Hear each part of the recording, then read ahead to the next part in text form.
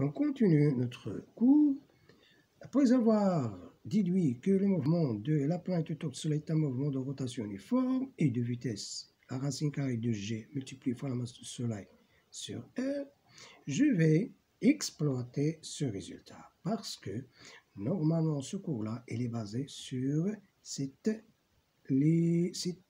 relation qui dit que la vitesse c'est la racine carrée de G ms sur R dans le cas de mouvement de la planète autour du Soleil. Au cas où j'ai un autre mobile, la vitesse de ce mobile-là, c'est la racine carrée de G multipliée fois la masse de l'élément qui exerce la force sur ce mobile-là, divisé par le rayon de la trajectoire de ce mobile autour de l'élément fixe. Donc, exploitation de résultat V égale la racine carrée de G, donc j'ajoute ici S, ms sur R. La première exploitation, c'est de déduire l'expression de la période de révolution. Ça veut dire la période T, qui est la durée demandée pour effectuer un tour complet autour du Soleil. Donc T, d'après ce qu'on a vu dans la première année, c'est 2P sur oméga, avec. Dans la première année, on a vu que la période, c'est 2P divisé par la vitesse angulaire. Avec la vitesse angulaire elle-même, c'est la vitesse linéaire divisée par le rayon de la trajectoire. Donc, je vais remplacer mon V par son expression. J'ai 1 sur R multiplié fois la racine carrée de G ms sur R. J'introduis R à l'intérieur de la racine carrée, ça devient R au carré, qui sera multiplié fois R, ça donne R au cube. G ms sur R au cube. C'est quoi ça? C'est oméga. Pour moi, j'ai besoin de 1 sur oméga. Donc 1 sur oméga, je vais permuter mon quotient. Et ce sera R au cube sur G ms, la racine carrée.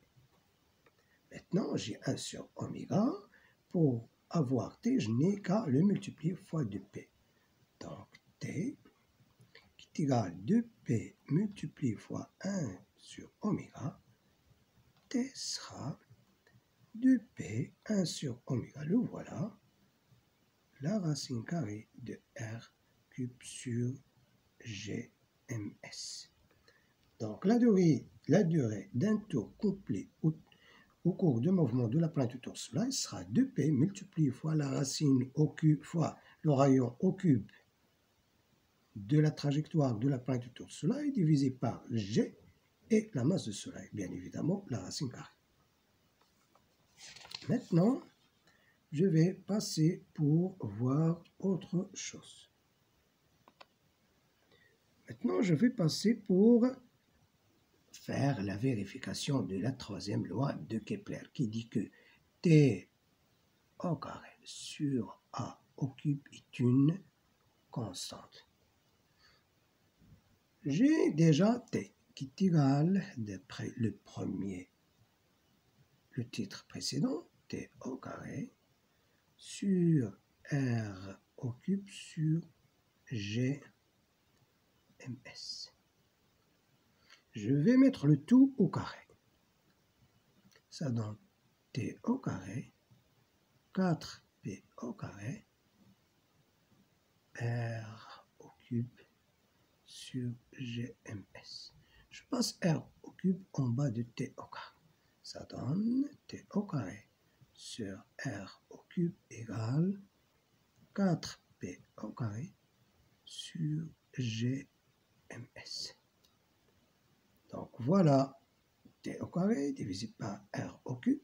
Ces 4P au carré, ce sont des constantes, G constante, la masse du Soleil constante, donc j'ai vérifié la troisième loi de Kepler. Maintenant, je vais refaire le même travail, ça veut dire que c'est une application, dans le cas du mouvement d'une satellite autour de la Terre. J'ai une satellite artificielle qui tourne autour de la Terre. je vais voir est-ce que vraiment le mouvement de la satellite autour de la Terre est un mouvement de rotation uniforme et quelle est la valeur de sa vitesse.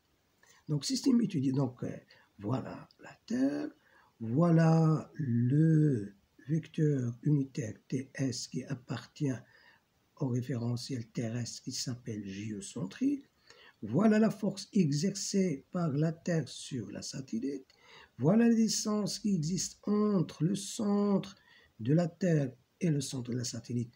On la signale ici sous forme de RT plus Z, parce que pratiquement, c'est mieux de parler de l'altitude de la satellite, l'altitude de la satellite par rapport à la Terre, plus le rayon de la Terre. Donc, la distance TS, la distance entre le centre de la Terre et la satellite, ça donne le rayon de la Terre plus Z. Système étudié, le satellite,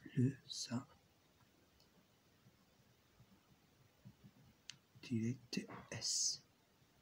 Bilan des forces. En négligeant tous les efforts, la seule force restante, c'est la force exercée par la Terre sur le satellite. Dans un repère terrestre qui s'appelle géocentrique, qui devait être galiléen, donc considéré galiléen,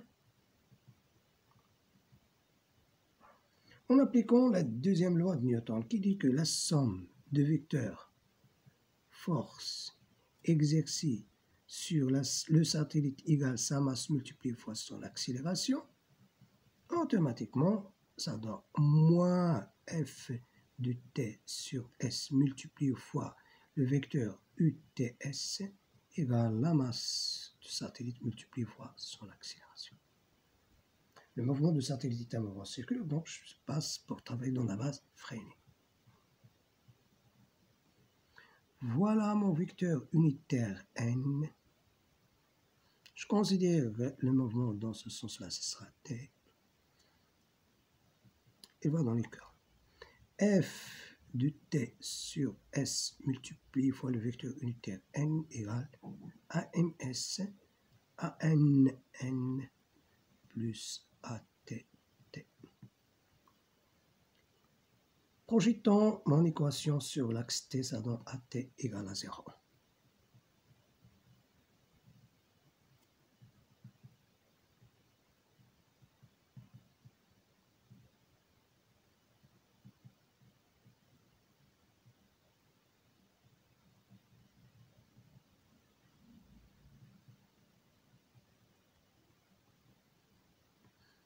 AT égale à 0, ça veut dire la dérivée de V égale à 0, ça veut dire V constante. Projetons l'équation sur l'axe, cette fois-ci N. Ça donne F de T sur S égale à MS fois AN. GMT M satellite sur RT plus Z le tout au carré égale AMS multiplié fois V au carré. Donc si je travaille ici d'abord par R, si je vais écrire R, pardon, R au carré, c'est mieux. Sur R, je simplifie par S et j'aurai RD. R égale GMT sur V au carré qui est constant. Donc d'après le résultat 2, le résultat 1, d'après AI2, le mouvement de le satellite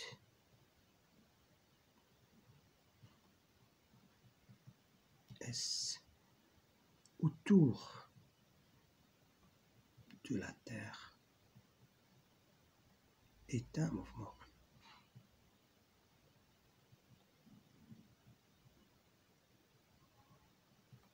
de rotation uniforme. deux vitesses. V égale, ma vitesse ici c'est GMT sur R, la racine carrée, GMT sur R, la racine carrée. Je peux ici remplacer R, le rayon de la trajectoire, par sa valeur qui est RT plus Z.